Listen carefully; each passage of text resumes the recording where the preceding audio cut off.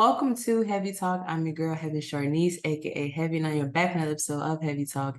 Here to serve up some more straight talk with no chaser. Happy Heavy Talk Friday. It is time for more straight talk with no chaser.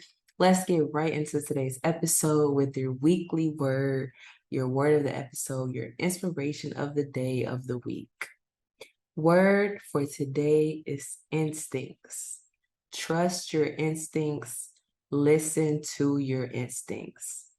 Your instincts will tell you when it's time to let go or pivot. Remember, as always, for daily words or inspiration of the day, make sure that you follow at HeavieTalk on Instagram, Twitter, and Facebook. Let's get right into this episode with an event that just happened, the MTV Video Music Awards, or the VMAs. There are a couple things in particular that I want to talk about in regard to the VMA. Let's start with the viral video of the artist Suki that has been all over Twitter, Instagram, just everywhere. So if you're not familiar, Suki is like a rapper or an artist. She's gone viral for quite a few different things. A lot of those things aren't necessarily the most positive thing. So at the Video Music Awards, there was just this viral video of her where it looked like she was on the red carpet and she was like on the floor looking like she was in a sexual position. Like the best way I could say it is like downward dog, all on the carpet, like tooting her derriere up in the air. So she actually posted this herself. It ain't like somebody else posted it. She posted this herself on her Twitter page. And the tweet read, "First time at the VMAs, they knew who I was when they invited me." What I took from that, seeing the video and just the little bit that I knew about her from previous, she's like trying to validate or like excuse what she was doing because maybe she already knew ahead of time that people were going to have stuff to say. So to me, that's why she said they knew who they was when they invited me. I thought maybe just the world that, we're living in, so many things that while happen and they're just excused. I thought that I was the only one that was going to have a problem with this. I was not alone. It went viral and quite a few people, almost everybody on social media had something to say about it. And the things that they said were not positive. A lot of people were saying it's not a good look. It's not the right place for that. And mostly, I think she just doesn't seem to care because she kind of has a habit of just doing stuff like this. Like she went viral not that long ago. There was a video of her in Dubai and she was just honestly acting a hot mess. And I think, again, she posted this to her own Twitter page. She posted this herself. And again, just like this incident, people were telling her, just like, comment, what is the point? Like, what's the point in even doing all of this? Like, you're just making yourself look bad. You're just not carrying yourself in a good way. I don't get the point of it. I honestly felt like it was very disheartening because why even like show yourself like that?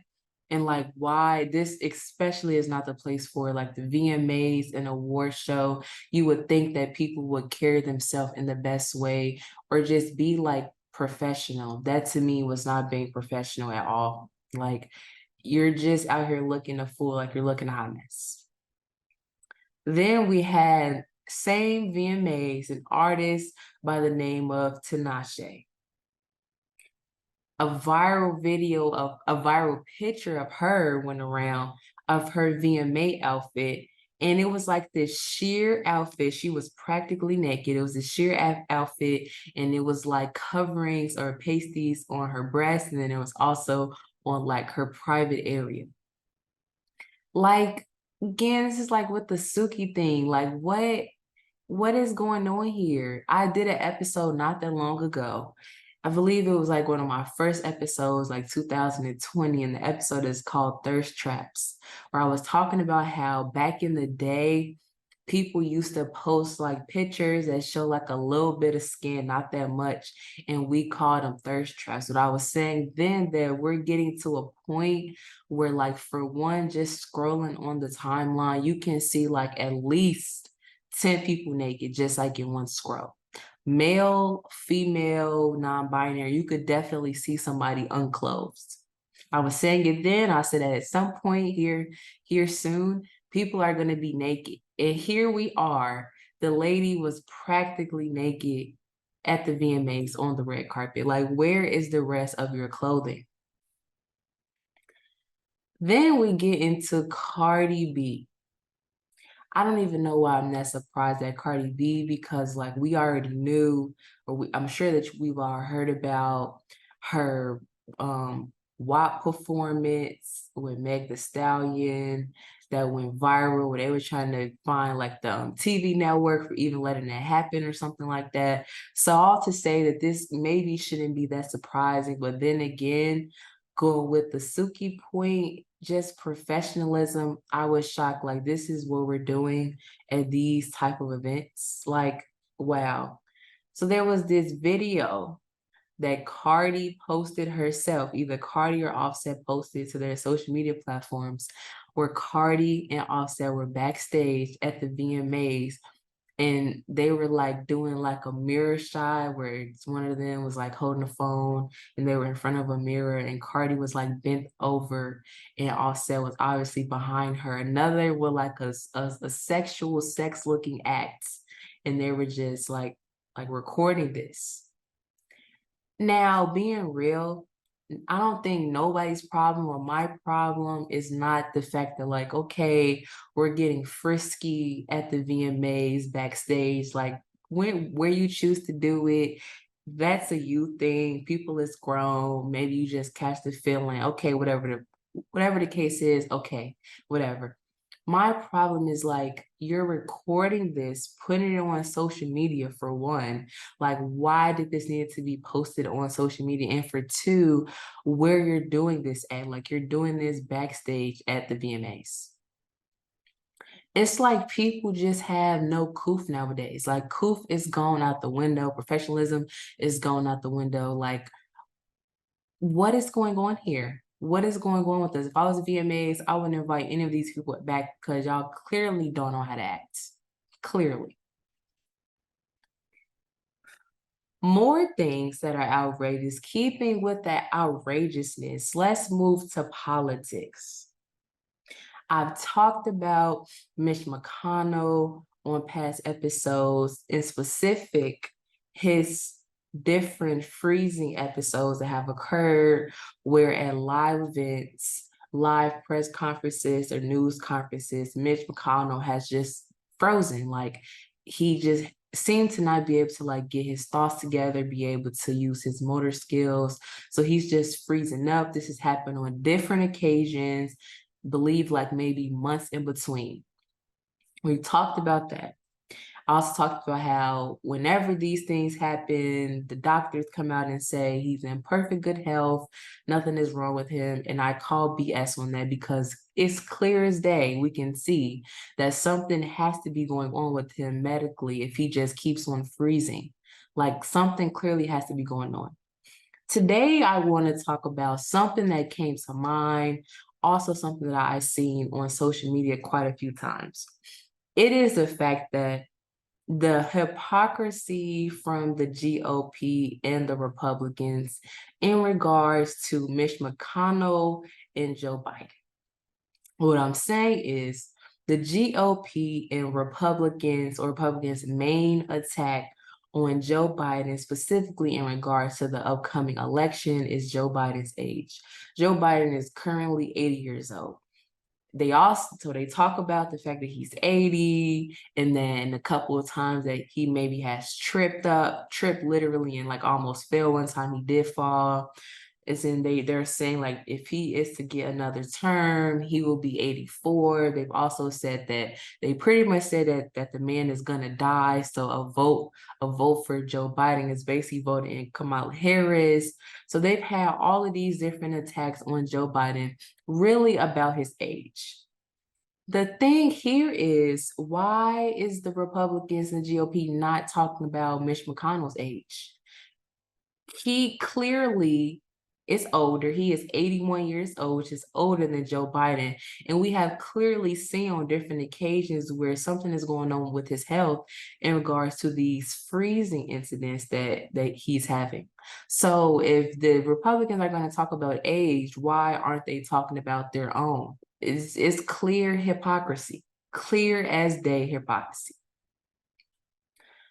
Going with the age and just maybe people seeing that it is time for, younger people to step into office, or it's time for just new leaders. Mitt Romney has announced that he will not seek reelection. That announcement came out this week. Mitt Romney is a Utah senator, and he was also, if you can remember, he gained the Republican presidential nomination, and he ran against President Obama in 2012. He is Mitt Romney. If you don't know, he's also one of the few Republicans who have openly criticized President Trump. So this week, Mitt Romney put out a statement, put out a video message where he said he will not seek re-election in the upcoming election.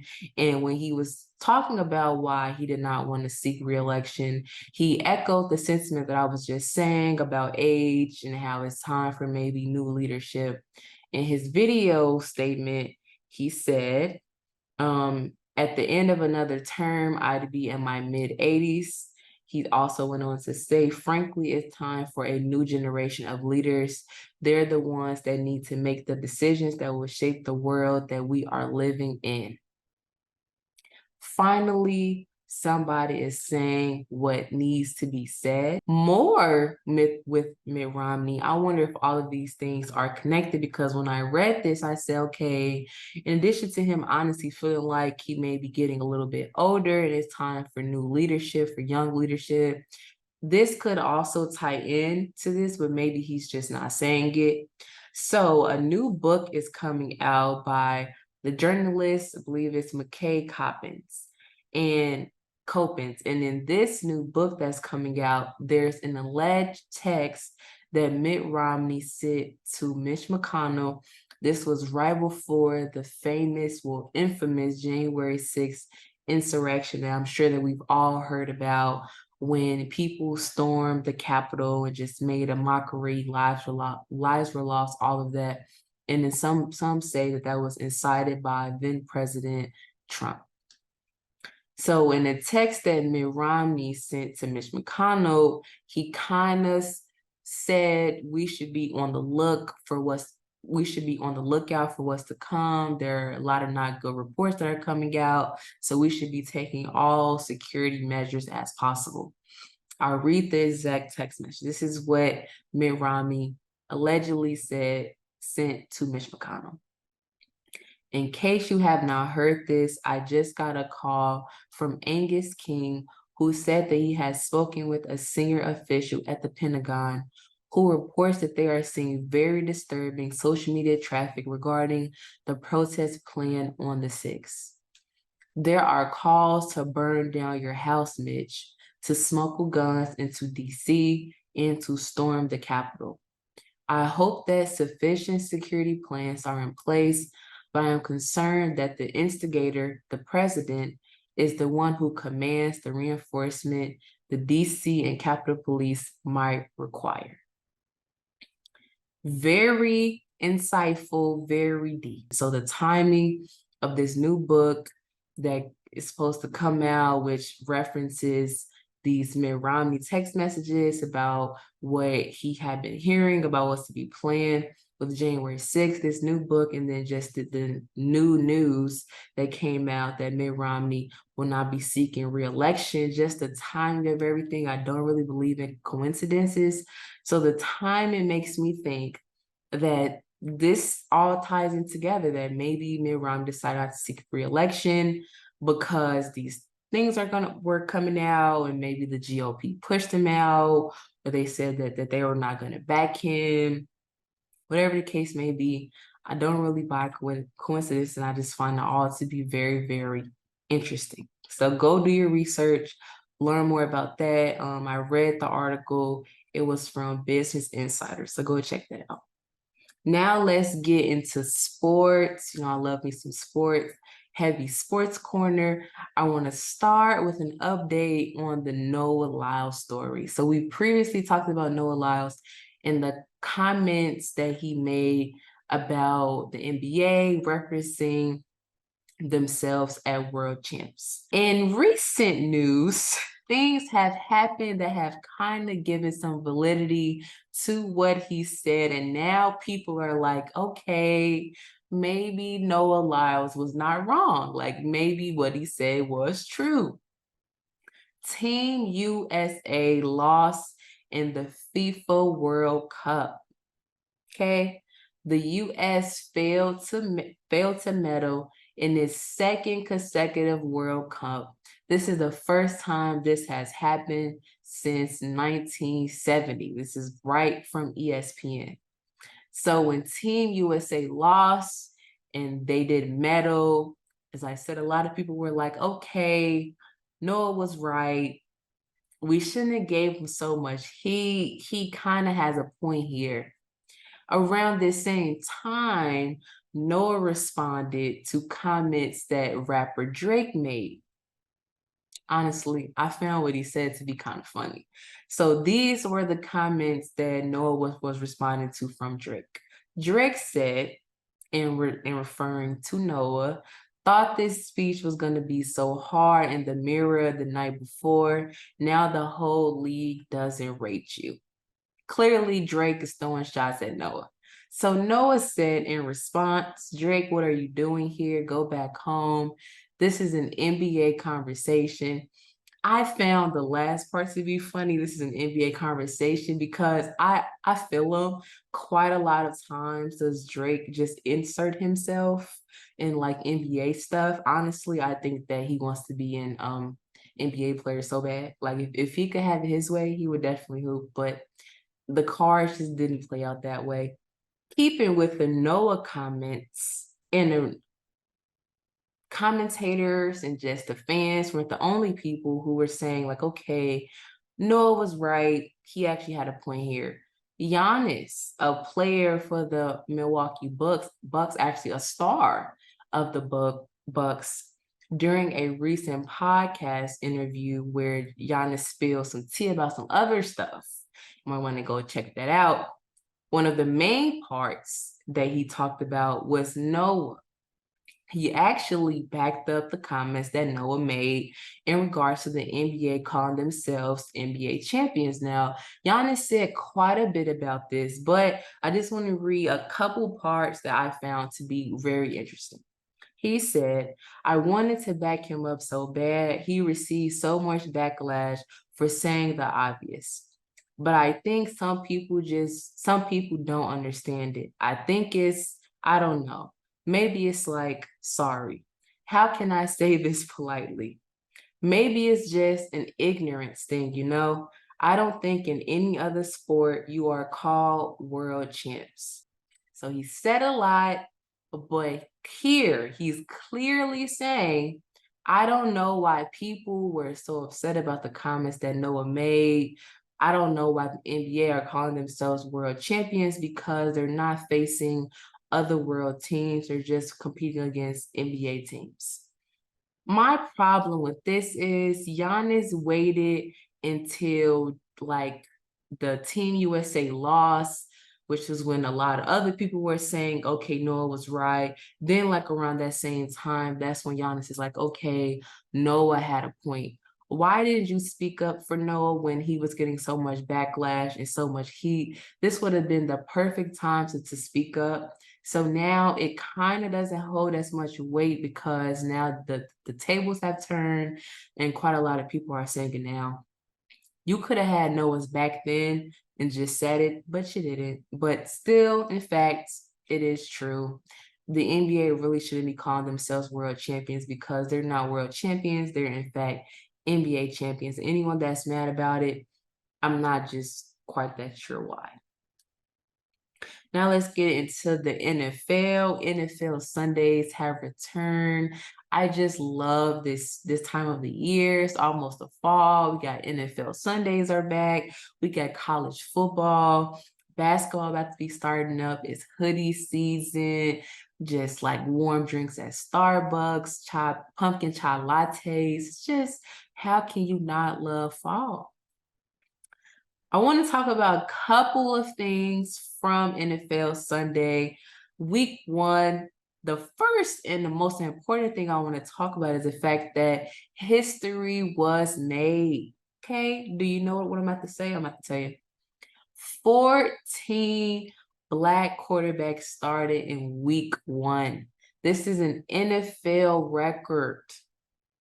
The previous record was 11. We went up by 3. 14 Black quarterbacks started week 1. Shout outs to all of those Black quarterbacks. Black representation is key.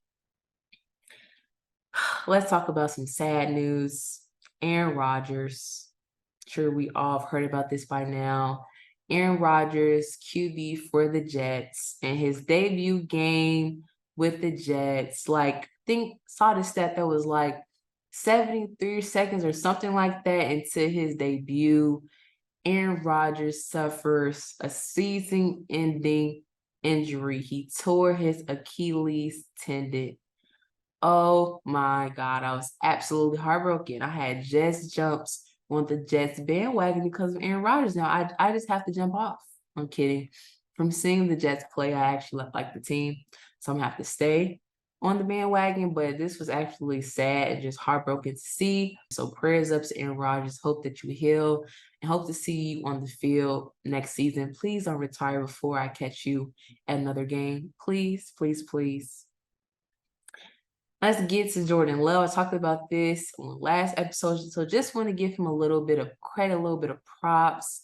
Jordan Love, QB for the Packers. He became the starting quarterback after Aaron Rodgers went on to the Jets.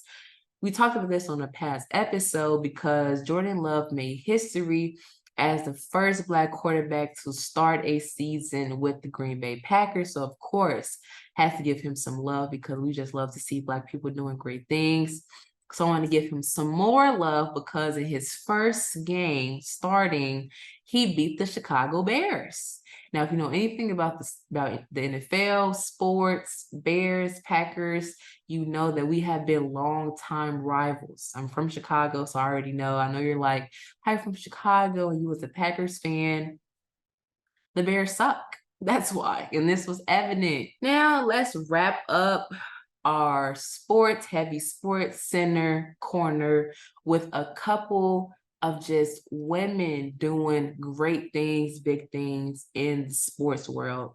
Starting with my girl, Coco Gauff, always. Now, episode by episode here, we've just been giving Coco her credit. Coco is again putting Black girl magic on display. Coco has won the US Open. This was her first major title win. She also just did a lot more with this win. It wasn't just her first major title win. Coco Gauff became the youngest American to win the US Open since Serena Williams in 1999. She also became the first American player to win a major title since 2020. So not only did Coco secure her first major title win, she also put the US finally back with the champions, finally. Shout out to Coco, keep doing your darn thing. We might have to double back on this next episode and talk about what she said when people were asking her how she planned on spending her USA Open prize money, because they win money when they win the Open. And her comments, hilarious. And I don't even know why y'all were asking her how she planned on spending her own private money. But she answered, and what she said was funny. Now let's wrap up our Heavie Sports Corner talking about LSU and some history that was made with their women's basketball coach. If you're not familiar, LSU women's basketball team won the 2023 NCAA Women's Basketball National Championship. This was their program's first championship, and as you know, as you can remember, this was a very heated game, and there drew a lot of controversy between Angel Reese and Caitlin Clark. We won't dive into that, but go research it. I also talked about that on the past episode. Now the coach of the women's basketball team who led Angel Reese and those girls to a NCAA championship has inked a major contract extension with LSU. Kim Mulkey, yes, yes, yes. She just signed a 10-year, $36 million contract. That's a lot. With that contract, she became the highest paid coach at a public school in women's college basketball history. Absolutely love to see. I love to see just women dominating the sports world. But now let's get into all the things that had me like WTF on today's episode, because the streets have definitely been a raging. Let's start with an update from last week's WTF segment about the Maryland cop seen in a viral video appearing to kiss someone, and then he hopped in the back seat with them, and we can only imagine what took place in that back seat. The update is the cop's wife has supposedly spoken out addressing this situation. Have to say supposedly because not absolutely sure that this is the wife, but according to TMZ, this is in fact the cop's wife. She made a Facebook post about the situation. I'm going to read some of it. This is a little bit of what she said. Thank you, everyone. This is a very tough time for me and my kids. As embarrassing and painful as this is, please check in on us. We need the support, love, and most of all, the respect from the community and our family. She went on to address the woman that was seen in the video kissing her husband. She referenced the woman as Virginia, so I guess that's the woman's name. She said Virginia's husband left her ASS a long time ago because she cheated, so she and my husband decided to do this behind my back for years. I'm not seeking anyone's input. I don't need anyone's opinion. My life is my life. I will make decisions accordingly. I love you all, except for you, Virginia. You can rot in hell. Then she said, female dog, the actual curse word. Yikes. So when the news outlets found this post from supposedly the cop's wife, it was all the articles came out with the quote, you can rot in hell. And a lot of people were saying, which I agree with, why are you coming at the woman more than you're coming at your husband? That's a bit odd. Keeping with just people who have government jobs, shall I say, or who work to generally serve the people. A Fulton County Commissioner by the name of Natalie Hall has been sanctioned for having a sexual relationship with her chief of staff. Yeah. Here's what the article said. Her fellow board members voted 5-1 to censor her because of a previous relationship with her now former chief of staff. This chief of staff has now filed a lawsuit saying that when he ended the relationship, he was terminated, and he is now seeking monetary damages. Lady, we all know, we've all heard, you don't have a relationship with your subordinates. It just leaves a very sticky situation. So now you've been sanctioned and you're just out here looking bad. WTNVF. More just wow. The white Florida elementary school principal has resigned after a school had an assembly that segregated Black students and told them they would end up in jail if their standardized test scores did not improve. Let's break this down. For one, now we're back to segregation. Why are we separating just the Black students? Are we saying that the white students didn't get low test scores? Are we automatically assuming that it was the Black students that got low test scores? And for two, you're going that so far as to say that they're going to end up in jail if their test scores don't improve. That's just a real harsh thing to say. And there are clear racial undertones from this. Just the things that people do, like this is what you are using your hard-earned money for. Cowboys quarterback Dak Prescott was knocked out and put under sedation for 11 hours while he got a leg tattoo. The tattoo was this serious where you had to be put under sedation for 11 hours. Is that even safe? Is that even safe? Wow. And tattoo is never that serious if you have to be put out for 11 hours. People just out here stealing. Turkish crypto CEO sentenced to 11,196 years in prison after stealing $2 billion of customer funds. I've never even heard of somebody being sentenced to that many years in prison. 11,196 years? Wow. Wow, wow, wow. This was just so bizarre. Swedish gang members are using Spotify to allegedly pay for false streams of songs from artists connected to them to launder money. This is what the report says. Criminal networks in the country have been using the streaming platform to launder money acquired in drug deals, robberies, and contract killings.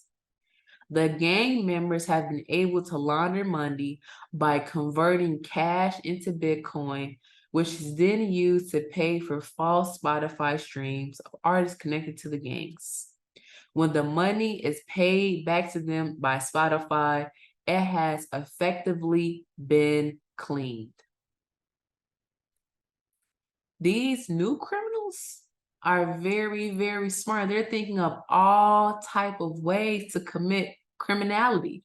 Not y'all using Spotify for y'all criminal enterprise. Wow. WTF. A Polish game show is catching the heat after a contestant performed as Kendrick Lamar in full blackface and used the N-word.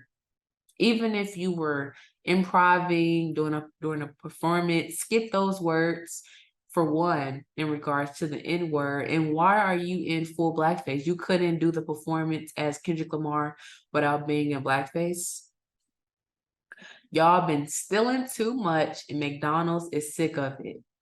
McDonald's plans to remove the self-serve soda fountains due to theft and hygiene concerns. Although they're going to remove the self-serve soda fountains, they said they will still keep their free refills.